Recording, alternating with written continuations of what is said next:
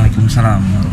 Kembali kita bersama di Negeri Santun. Hari ini kita mencoba untuk mengulas kebijakan maupun perencanaan dari sektor perikanan, karena ini merupakan bagian dari prioritas Pak Gubernur sektor perikanan, di mana di sektor perikanan ini Dinas Kelautan dan Perikanan Provinsi Kepulauan Riau yang merupakan salah satu organisasi perangkat daerah mempunyai tugas, peran dan fungsi untuk membantu Pak Gubernur di dalam melakukan kebijakan, melaksanakan tugas untuk memajukan sektor perikanan, terutama perikanan tangkap dan budidaya.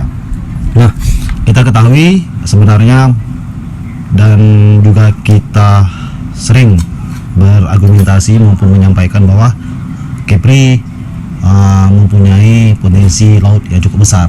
Saya kira hampir semua letak Provinsi Kepulauan Riau ini dilandasi oleh laut yang sebesar 96%. Nah, kita juga tidak ingin tahu bahwa sebenarnya sekadar dari setiap presentasi, dari setiap pembicaraan, Kepri memang punya laut yang cukup luas maupun merupakan potensinya. Akan tapi kita tidak ingin cerita potensi yang cukup besar ini tidak termanfaatkan. Nah, di sini saya kira sangat pas. Saya kira ada seorang anak muda yang cukup berkompeten dan telah lama juga, dan merupakan dari segi pendidikan juga berkiblat kepada masalah kelautan dan perikanan, yaitu Pak Fahri Rahmatullah. Beliau merupakan saat ini menjabat sebagai Kasubag evaluasi dan perencanaan dan evaluasi di Dinas Kelautan dan Perikanan Provinsi Kepulauan Riau. Nah, beliau ini hadir, kita ingin tahu sebenarnya selama beliau ini menjabat dalam rentang waktu 3 atau 4 tahun ya, jalan 5 tahun, apa yang telah keluh kesah atau mungkin cerita bagaimana ketika beliau ini duduk di Kasubag evaluasi dan perencanaan, tentu ada erat kaitannya terhadap kemajuan sektor perikanan dan budidaya. Nah, mungkin selama ini kan telah tersusun dari tiap tahun lakip atau sakip kinerja terkait masalah rentang waktu kinerja dari organisasi perangkat daerah. Nah, mungkin Pak Fahri, mungkin langsung saja, mungkin kita ingin tahu juga kilas balik sebenarnya sebelum kita melangkah ke arah depan. Kita juga ingin mengetahui kilas balik sebelumnya selama Pak Fahri menjabat sebagai Kasubag evaluasi dan perencanaan. Sebenarnya ada beberapa kemajuan tidak dalam hal perencanaan di dalam kelautan dan perikanan terkait masalah program-program kerja Dinas Kelautan yang telah kita lalui yang sebelum ini sehingga terbentuknya Dinas Kelautan dan Perikanan. Dari sisi mungkin Pak Fahri memandang apa sebenarnya kelemahan, kekuatan kita dalam hal kita merencanakan kelautan dan perikanan ini. Mungkin. Terima kasih Bung Naskar senior kami nih. Iya. Jadi untuk perencanaan bidang kelautan dan perikanan dari periode sebelumnya sampai saat ini tentunya ada perbaikan-perbaikan. Nah, perbaikan-perbaikan itu ditandai dengan adanya komitmen daripada pimpinan atau kepala daerah terpilih yang sebelumnya juga tetap mengedepankan pembangunan kelautan perikanan menjadi tonggak utama pembangunan di Provinsi Kepulauan Riau ini. Nah, di periode yang sekarang ini juga demikian, bahkan maritim, tepatnya kita di sini kelautan perikanan diletakkan pada misi pertama, artinya kepala daerah beserta jajarannya tentunya menjadikan maritim, kelautan perikanan menjadi poros utama dalam pembangunan dan kelautan perikanan termasuk di dalamnya. Artinya ini menjadi sebuah komitmen yang tentunya harus kita sambut baik, yang mudah-mudahan bermanfaat bagi masyarakat pesisir dan pulau-pulau kecil. Mungkin itu. Oke, nah, kita juga sebenarnya dalam rentang perjalanan mungkin kan, nah sebenarnya kan dapurnya di KP ini terkait masalah program kerja tentu berada di sini, di bagian evaluasi dan perencanaan. Nah, dalam rentang waktu beberapa periode ke belakang, bagaimana Pak Fahri menilai kebijakan? Apakah memang kita sudah menghasilkan sesuatu yang wah di bidang kelautan dan perikanan? Karena ada beberapa peran kita kan, salah seperti halnya Pelabuhan Perikanan Antang itu sumber PAD kan. Kemudian juga terbentuk baru-baru ini Balai Benih Ikan juga untuk menunjang benih yang katanya budidaya ini kekurangan benih. Kemudian juga dalam rentang beberapa periode ini kita telah membentuk cabang-cabang dinas di hampir di 7 kabupaten, tapi yang baru terbentuk 5 kabupaten kota di semua lini untuk membantu kewenangan dari kelautan dan perikanan. Nah, dengan adanya beberapa organisasi atau struktur organisasi di dalam halnya dinas kelautan itu sendiri, tentu mempermudah bagi kita untuk melakukan seperti halnya dalam hal mengatasi masalah kenelayanan, mengatasi masalah-masalah pembudidaya. Nah, dalam pandangan Pak Fahri, apakah memang masih ada kelemahan kita dalam hal untuk menerapkan kebijakan? Tentu kebijakan ini berujung kepada kesejahteraan masyarakat Provinsi Kepri yang memang notabene adalah bermata pencarian nelayan gitu kan. Nah, mungkin dalam pandangan Pak Fahri, apakah memang kita ini sudah dinilai memberikan peran yang cukup luas di dalam mengembangkan potensi kelautan dan perikanan selama ini? Jadi kalau untuk pemanfaatan secara umum, memang kita masih punya keterbatasan karena mungkin terkait dengan sumber daya yang kita miliki, mulai dari input yaitu pendanaan, kemudian sumber daya manusianya, kemudian kalau kita ketahui yang di manajemen itu kan ada 5M kan, money, man, method, material, dan mesin. Nah, ini kan juga berpengaruh kepada outcome yang kita hasilkan. Tapi indikator keberhasilan kita yang menjadi IKU kita itu salah satunya nilai tukar nelayan. Nah, beberapa tahun kebelakang ini memang nilai tukar nelayan kita yang menunjukkan tingkat kesejahteraan nelayan itu sudah di atas 100%. Artinya masyarakat nelayan itu sudah surplus dia dalam memenuhi kebutuhan sehari-harinya. Artinya dia masih dapat menabung walaupun ya mungkin tidak banyak. Dan ini bukan data dari kita tapi data dari BPS. Artinya data ini dapat dipertanggungjawabkan secara ilmiah, dan BPS juga kita ketahui bahwa memang sebagai lembaga survei yang mengeluarkan data dan diatur oleh undang-undang. Artinya ini bukan data kita yang biasanya dalam tanda kutip data kita tuh bisa kita mainkan untuk memenuhi atau mencapai kinerja kita, tapi ini tidak gitu. Nah, mungkin memang ke depan harapan kita dengan adanya kebijakan yang baru ini, mudah-mudahan kelautan perikanan dapat berkembang dengan lebih baik. Memang sudah ada rencana-rencana dan Pak Gubernur pun juga telah setuju terkait dengan pengembangan klaster-klaster yang ada gitu kan. Nah, mudah-mudahan nanti pada saat eksekusi, eksekutornya juga mampu mengejawantahkan apa yang diinginkan Pak Gubernur gitu. Klaster itu konsepnya seperti apa sebenarnya? Nah, kalau klaster ini saya kurang paham apa yang dimaksud dengan klaster detailnya gitu ya. Tapi setahu saya yang namanya klaster itu pengelompokan di mana ada komoditas, wilayah yang untuk memudahkan kontrol aja gitu. Tapi lebih detailnya nanti mungkin bisa ditanyakan oleh yang bersangkutan yang berwenang lah. Tadi kita juga disampaikan sebuah harapan gitu kan. Harapan itu untuk harapan yang lebih baik. Tidak ada harapan yang standar-standar saja. Nah, menurut Pak Fahri, karena Pak Fahri di bidang perencanaan, sebenarnya idealnya perencanaan itu bagaimana sehingga muncul sebuah kebijakan? Apakah di dalam OPD itu sendiri, apakah kebijakan itu memang lahir dari kita punya berbagai macam bidang teknis ya, ada 4 bidang teknis, 1 sekretaris.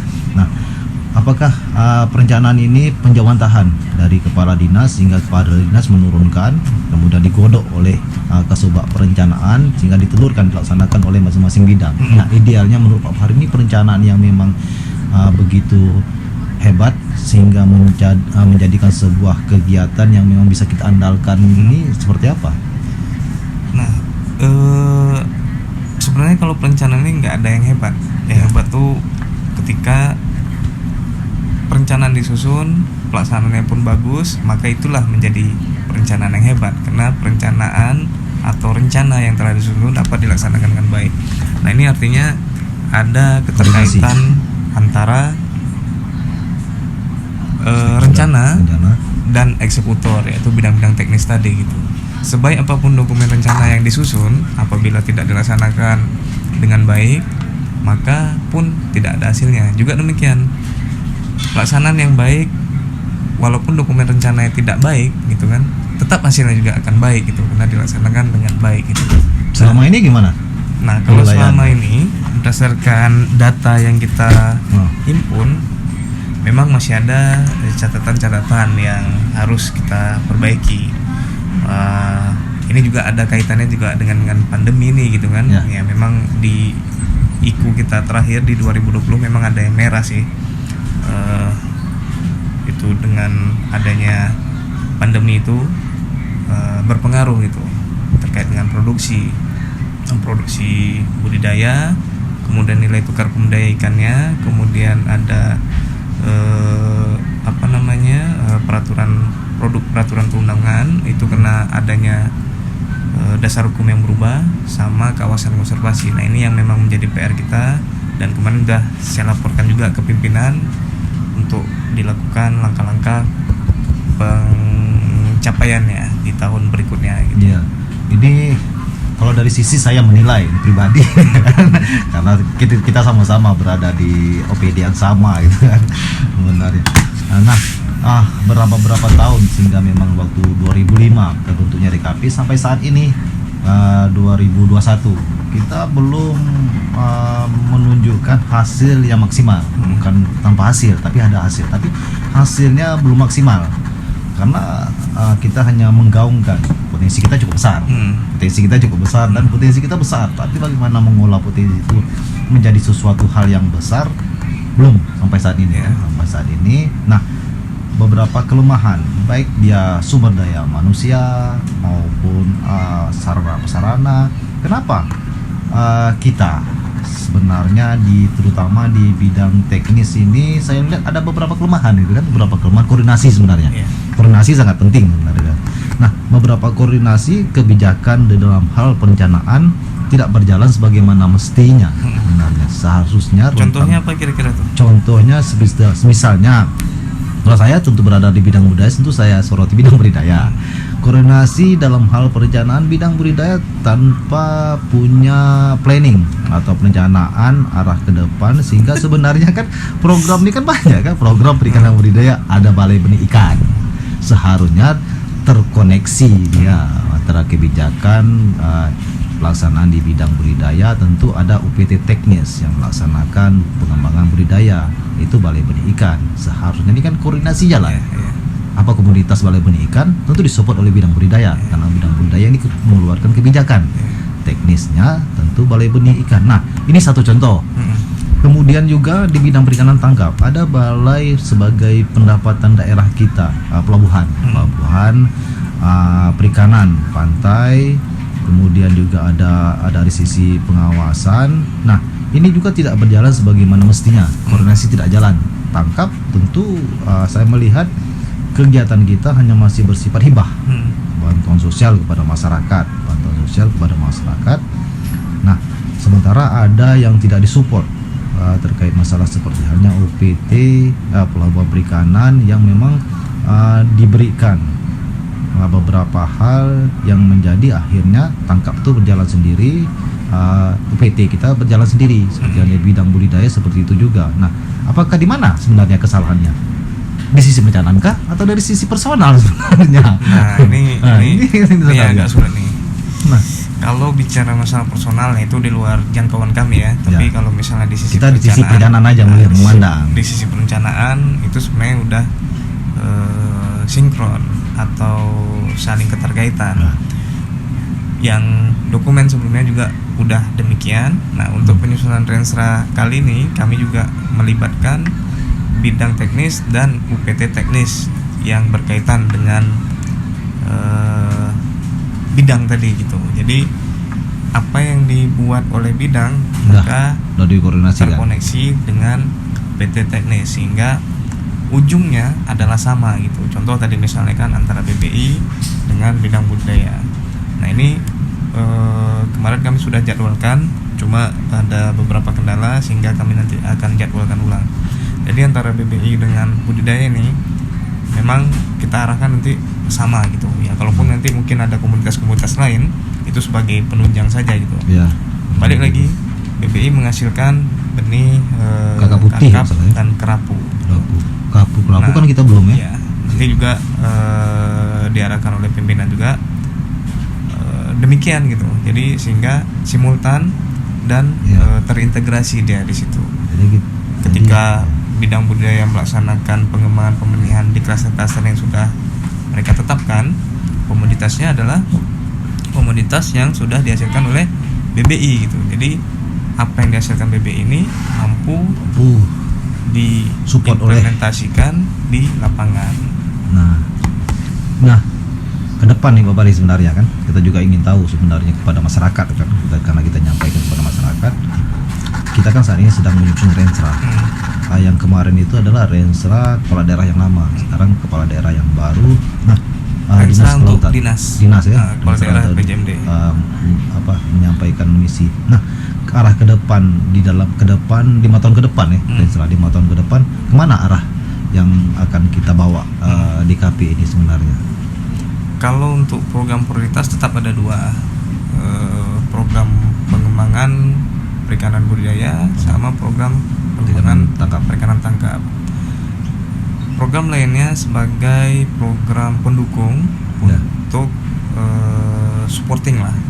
Katakan program pengolahan pemasaran itu adalah program lanjutan atau hilirnya lah daripada hasil produksi itu, maka program pengolahan pemasaran memasarkan atau mengolah atau kemana lah gitu untuk end produknya atau produk akhirnya.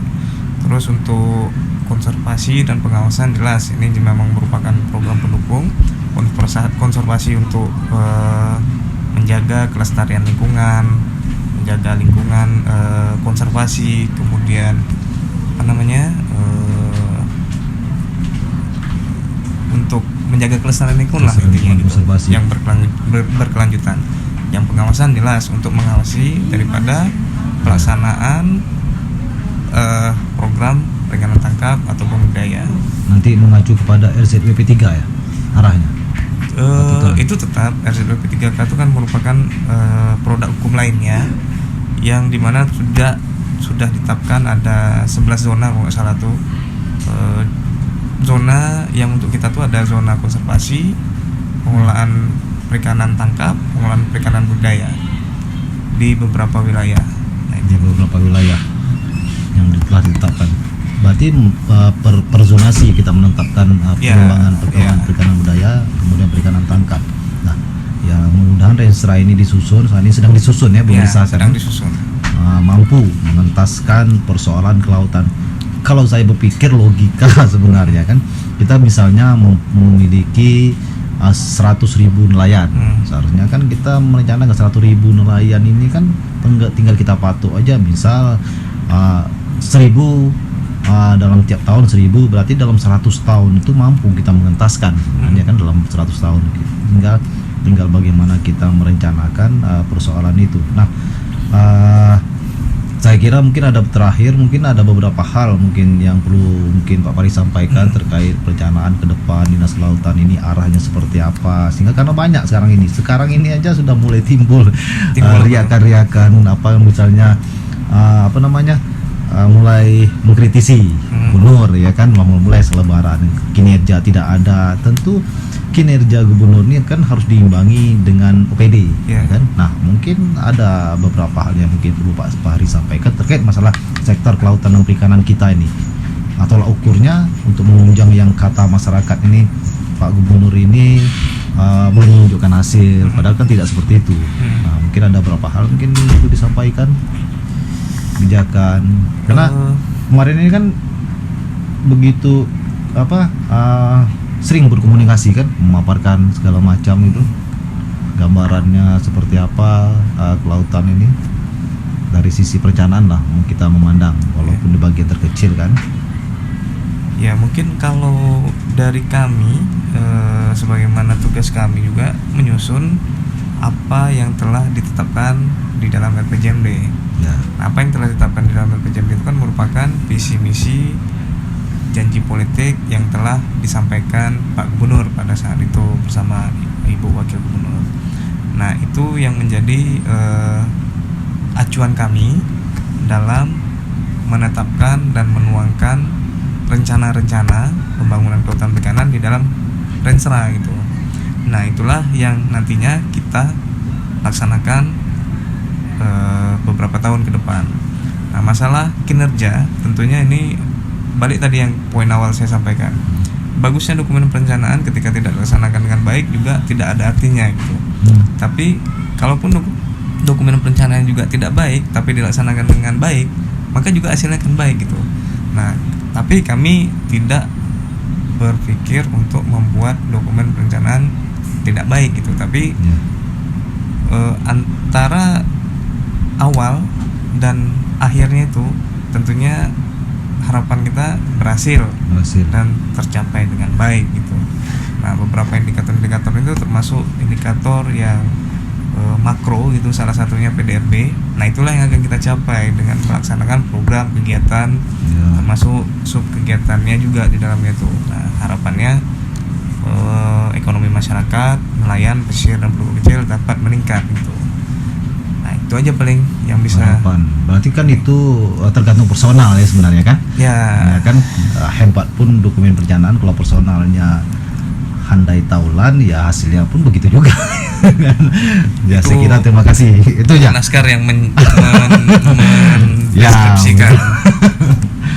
Baik, terima kasih Pak Fahri telah bersama kita di Negeri Santun. Mungkin sekilas informasi yang bisa kita sampaikan kepada rekan-rekan, teman-teman semuanya. Semoga apa yang kami sampaikan, apa yang kami diskusikan pada hari ini memberikan manfaat terutama bagi masyarakat Pulau Riau. Terima kasih. Assalamualaikum warahmatullahi wabarakatuh.